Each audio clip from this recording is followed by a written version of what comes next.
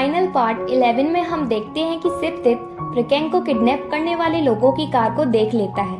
वो अपनी कार से उन लोगों का पीछा करता है।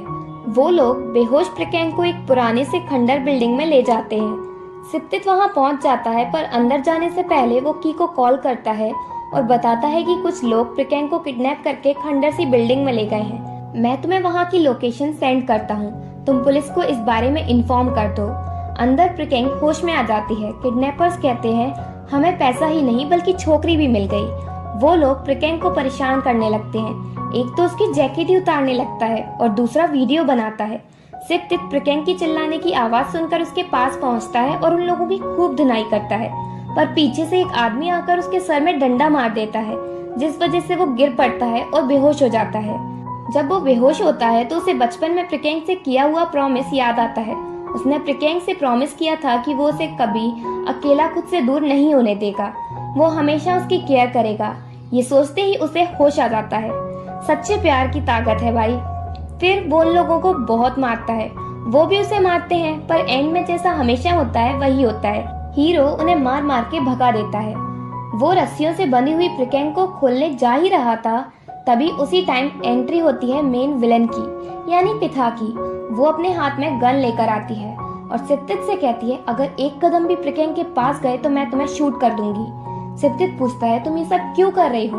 वो कहती है पहले तो मैं बस प्रिकेंग की वीडियो रिकॉर्ड करके तुम्हें सेंड करने वाली थी, पर ये तो अच्छा हुआ कि तुम वो सब यहीं आकर देखो।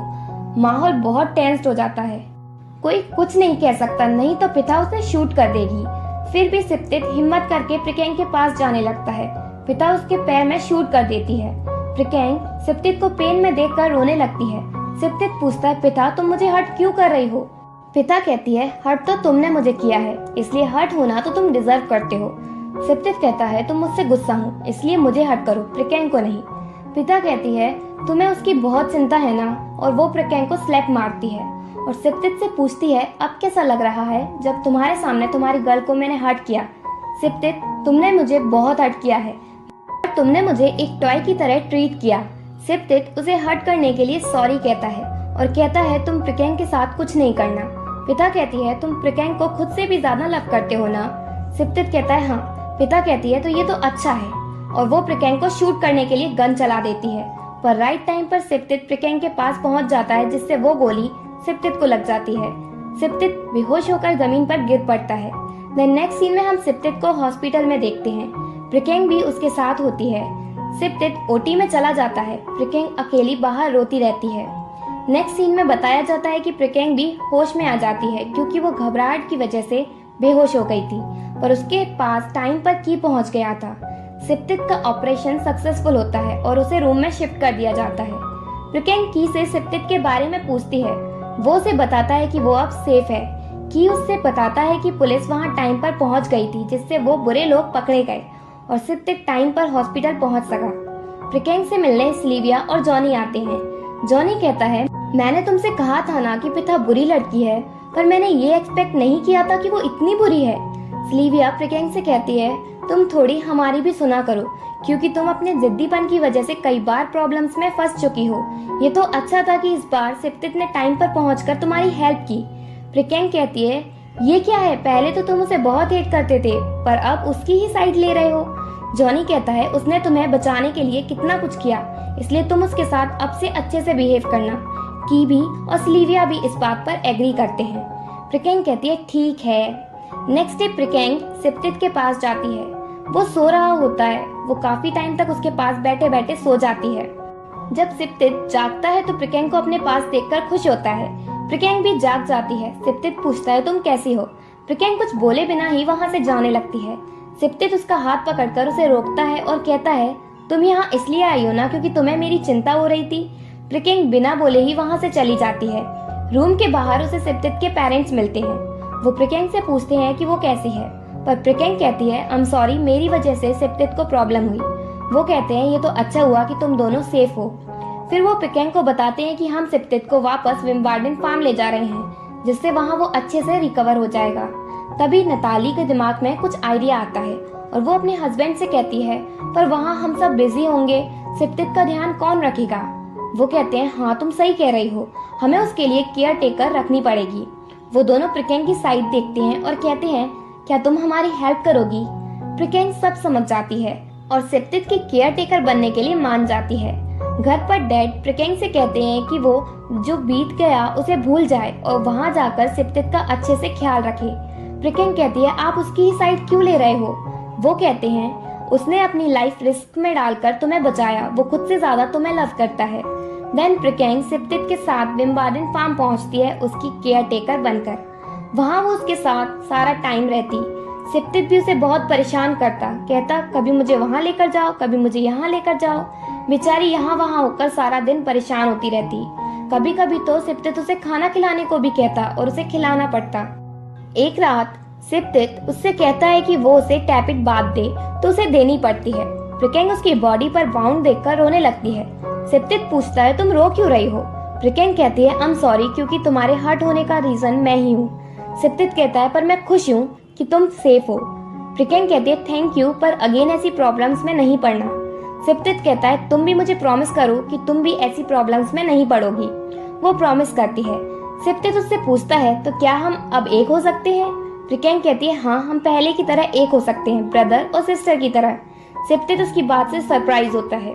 देन कई दिन निकल जाते हैं और सेप्तित अपनी लाइफ की बात एक्सप्लेन करता है। मैं प्रकेंग का ध्यान रखता हूँ और वो मेरा रखती है। लाफ्टर ने टीयर्स को रिप्लेस कर दिया प्रकेंग के साथ होने की वजह से। थैंक यू प्रकेंग, मुझे सपोर्ट देने के लिए। देन जॉनी, स्लीविया और की विम्बाडेन फार्म पहुंचते हैं प्रकेंग और सेप्तित से मिलने। इस बार की उन दोनों को साथ में देखकर खुश होता है। रात के टाइम सेप्तित प्रकेंग के लिए ग्रेप्स लेकर जाता है, पर वो उन्हें लेने से मना कर देती है, ये कहकर कि उसे अब ग्रेप्स पसंद नहीं है। सेप्तित उससे कहता है, तुम हर काम अपने मन के अगेंस्ट क्यों करती हो? प्रकेंग कहती है, क्योंकि मुझे करना पड़ता है। यहाँ आकर मैं तुम्हारी केयर इसलिए कर रही हूँ क्योंकि मुझे गिल्ट फील हो रहा है। मेरी वजह से तुम्हारी ये हालत हुई और आई होप तुम जल्दी से ठीक हो जाओ। सेप्तित गुस्से में वहाँ से चला जाता है। एक्चुअली में सेप्तित अब ठीक हो चुका है, पर वो ना चलने का नाटक इसलिए कर रहा है जिससे प्रकेंग उसके साथ रहे। फिर की सेप्तित को आइडिया देता है कि वो प्रकेंग को मनाने के लिए क्या करे, तो की के प्लान के अकॉर्डिंग वर्क करने के लिए सेप्तित लग जाता है। नेक्स्ट मॉर्निंग सेप्तित प्रकेंग को वीडियो सेंड करता है जिसमें वो कहता है, थैंक्स प्रकेंग मेरा ध्यान रखने के लिए, पर अब तुम्हें मेरा ध्यान रखने की जरूरत नहीं है, मैं जा रहा हूँ। Good bye my good girl. प्रकेंग ये वीडियो देखकर घबरा जाती है। तभी की उसके पास आकर कहता है, प्रकेंग मुझे सुबह से सेप्तित नहीं मिल रहा, पता नहीं वो कहाँ चला गया। प्रकेंग उसे ढूंढने चली जाती है। फार्म में वो उसे कहीं नहीं मिलता। फिर वो उसी प्लेस पर जाती है जहाँ वो बचपन में खेला करते थे, तो वहाँ उसे लेटर्स का बॉक्स मिलता है। प्रकेंग वहीं बैठकर लेटर्स पढ़ने लगती है। सेप्तित ने वो लेटर अब्रॉड जाने से पहले लिखे थे और अब्रॉड पहुंचकर वो एवरी ईयर प्रकेंग को लेटर लिखता। प्रकेंग उन लेटर्स को पढ़कर इमोशनल हो जाती है और रोने लगती है। तभी सेप्तित उसके पास आता है और उससे कहता है, क्या हम अगेन एक हो सकते हैं? मैं तुम्हारी फीलिंग्स अगेन हर्ट नहीं करूंगा। प्रकेंग हाँ कह देती है। सेप्तित उसे ग्रैप पेंडेंट वापस देता है क्योंकि उसे वो पेंडेंट प्रकेंग के डैड ने वापस दे दिया था जिससे वो प्रकेंग को अगेन दे सके। वो दोनों किस करते हैं। प्रकेंग बहुत खुश होती है। अकेली प्रकेंग ही नहीं बल्कि सेप्तित भी। देन डिनर के टाइम सेप्तित सबके सामने प्रकेंग से प्रॉमिस करता है कि वो उसका हमेशा ध्यान रखेगा और किसी भी गर्ल के साथ फ्लर्ट नहीं करेगा। देन वो सभी डिनर के टाइम बहुत एंजॉय करते हैं। नेक्स्ट डे जॉनी और सिल्विया वापस बैंकॉक जाने के लिए निकल जाते हैं। की भी निकलता है तो जाने से पहले प्रकेंग उससे थैंक्स कहती है साथ रहने के लिए हर सिचुएशन में और उसे हक करती है। सेप्तित ये देख लेता है। की के जाने के बाद वो प्रकेंग से पूछता है, तुमने उसे पहले हक क्यों किया? प्रकेंग कहती है, वो गुड बाय हक था। सेप्तित रीजन पूछता है पर वो नहीं बताती तो वो उसे परेशान करता है। एक दिन सेप्तित प्रकेंग को अपने साथ विम्बाडेन फार्म के व्यू पॉइंट पर लेकर जाता है जहाँ वो उसे अम्ब्रेला देता है। कहता है ये तुम्हें सनलाइट से प्रोटेक्ट करेगा। जब वो उसे ओपन करती है तो उसमें से फ्लावर्स की बारिश होती है। ये सेप्तित का सरप्राइज था उसके लिए। फिर सेप्तित उसे एंगेजमेंट रिंग पहनाता है क्योंकि प्रकेंग उसकी फियांसे बनने के लिए मान गई है और उससे कहता है, जब तुम ग्रेजुएट हो जाओ लेट्स गेट मैरिड। प्रकेंग कहती है, मुझे ग्रेजुएट होने में 2 साल हैं और इन 2 सालों के बीच कुछ भी हो सकता है। सेप्तित कहता है, अब से सब कुछ अच्छा ही होगा और मैं डेफिनेटली तुम्हें प्रूव करूंगा कि अब मैं गुड मैन बन चुका हूँ। फिर वो प्रकेंग को किस करता है। प्रकेंग किस नहीं करती और कहती है, मैरिज होने तक वेट करो। सेप्तित कहता है, अभी तो 2 साल हैं तुम्हें ग्रेजुएट होने में, मैं वेट करते करते मर जाऊंगा। प्रिकेन कहती है मैं स्मार्ट गर्ल हूँ, इसलिए मैं ग्रेजुएशन के बाद मास्टर्स करूंगी, देन डॉक्टरेट की डिग्री भी करूंगी, इसलिए किसी को अपनी डिजायर काफी टाइम तक होल्ड करके रखनी पड़ेगी। सिप प्रिकेन को पकड़कर कहता है इन 2 सालों में तुम मेरे साथ अगर हार्डली बिहेव करोगी तो मैं तुम्हें अभी अपनी वाइफ बना लूंगा। और फिर वो उसे किस करता है। प्रिकेन और वो दोनों एक दूसरे को टीज करते हैं, पर खुश भी होते हैं कि कई हार्डशिप्स और हार्ट ब्रोकन होने के बाद भी वो दोनों एक हो गए। और फाइनल पार्ट 11 के साथ ये ड्रामा यही एंड होता है। आई होप आप सभी को इस ड्रामा की एक्सप्लेनेशन पसंद आई हो।